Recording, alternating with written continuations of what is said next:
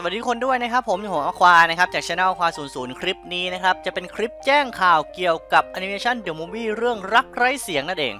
คือทุกท่านน่าจะรู้กันอยู่แล้วนะครับว่าเมื่อไม่กี่เดือนที่ผ่านมาเนี่ยทางค่ายบูมเบอแรงนะครับได้มีการถามความคิดเห็นว่าชาวไทยเนี่ยอยากจะได้แอนิเมชัน The Movie เรื่องไหนเข้ามาในบ้านเราบ้าง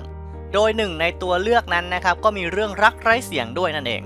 แล้วในวันนี้ครับวันที่17สิงหาคมเนี่ยทางบูมเบอแรงก็ได้มีการเปิดพรีออเดอร์อนิเมะเรื่องรักไร้เสียงแล้วเป็นที่เรียบร้อยซึ่งการพรีออเดอร์นี้นะครับก็มีทั้งแบบ DVD และบลูเรย์